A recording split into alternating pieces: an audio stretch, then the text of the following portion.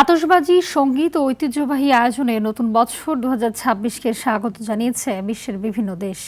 অস্ট্রেলিয়ার সিডনি থেকে শুরু করে নিউজিল্যান্ড, কিরিবাতি ও প্রশান্ত মহাসাগরীয় দ্বীপ রাষ্ট্রগুলোতে পর্যায়ক্রমে উদযাপন হচ্ছে ইংরেজি নববর্ষ।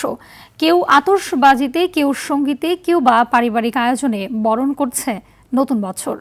বিশ্বজুড়ে নতুন বছর শুরুর আয়োজন নিয়ে আরও জানাচ্ছেন আরাফাত ইয়াসার। 8, 7, 6, 5, 4, 3, 2, 1.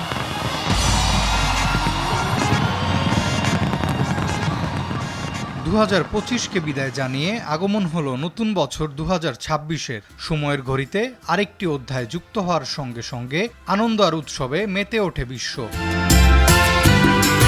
নতুন বছরের সবচেয়ে বড় আয়োজন হয়েছে অস্ট্রেলিয়ার সিডনিতে। সিডনি অপেরা হাউস ও হারবার ব্রিজের চারপাশে বর্ণাঢ্য আতশবাজি আকাশ আলোকিত করে। লাখো মানুষ সরাসরি উপস্থিত থেকে এমনকি কোটি দর্শক অনলাইনে ও টেলিভিশনে উপভোগ করেন এই অনুষ্ঠান।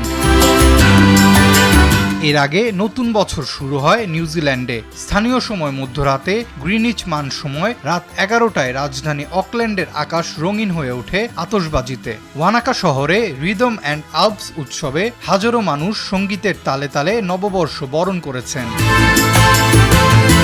এদিকে বিশ্বের প্রথম দেশ হিসেবে 2026 সালে নতুন বছরে প্রবেশ করে প্রশান্ত মহাসাগরের দ্বীপরাষ্ট্র কিরিবাতি। এছাড়া সামোয়া, টোঙ্গা ও টোকেলাও নতুন বছরকে স্বাগত জানায়। সামোয়ার রাজধানী আপিয়ায় পরিবারগুলো ঐতিহ্যবাহী পানীয় আভা পরিবেশনের মাধ্যমে উদযাপন করেছেন।